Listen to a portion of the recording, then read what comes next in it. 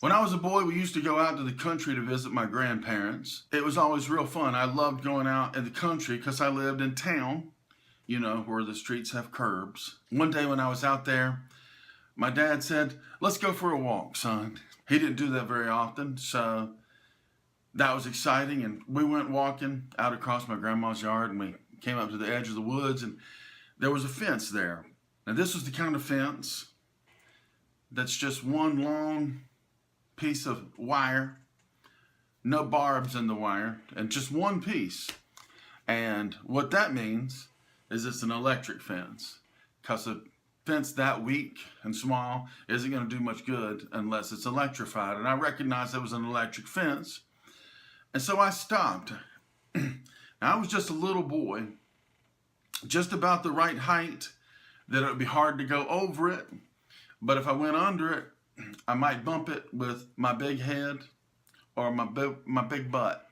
And there's nothing worse than trying to get up under an electric fence and it starts dragging down your back and catches on your butt. That's a bad feeling that some of us have felt and some of us have not. But I'm with my daddy, so I don't have to worry about it because he's a big grown man. So what's he gonna do? He's either gonna step on the fence and let me get over it, or he's gonna take it by the handle if we're at one of the places where it ends, where you can actually unhook it and let me through. Or maybe he's just going to pick me up and lift me over and sit me down safely on the other side. But he said, "Go ahead, boy." And I was like, "What? Aren't you going to help me?" "No, you ain't got to worry about it. It's not on." How do you know it's not on? They haven't kept anything in this fence for years. It's not turned on. You can touch it. See, I already don't trust him. I'm just a little boy. But I already know how this can go. I've been lied to before. And so I'm like, I don't believe you. So he's got to prove it. He's got to prove it to this little teensy boy. He's already got to prove it to me because I already know what I'm dealing with. And he goes right along with it. He's like, "All right, I'll prove it." He goes over to the wire and he just grabs it and holds on to it and says, "See, it's not on." Now see, again, I was a little boy.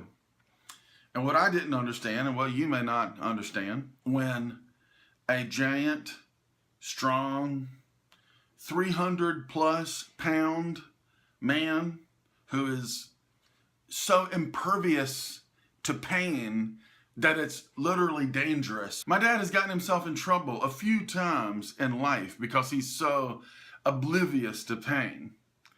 And the pain he was experiencing in that moment was the pain of being electrocuted.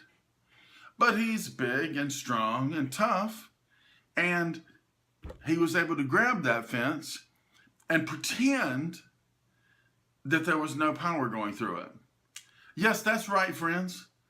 The fence was electrified, and my own father was tricking me because he wanted to see me shock myself. So, of course, I just walk right under the fence and grab a hold of it to go over it because it's been proven now. And I walk up to it and grab it and get ready to climb over it. And the next thing I know, I'm laying on the ground.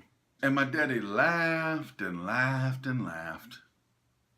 There are people in this world who have tried to be my friend, tried to get close to me, tried to gain intimacy with me, and they have felt like I was pushing them away or keeping them at arm's length.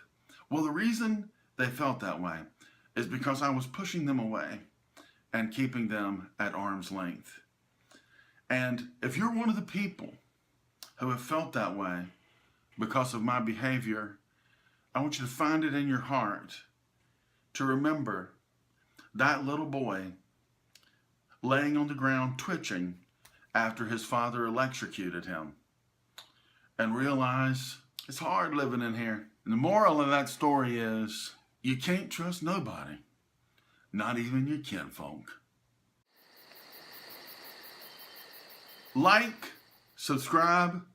New videos every Thursday at 2, and now with special additional bonus videos. And please, parents, don't electrocute your children.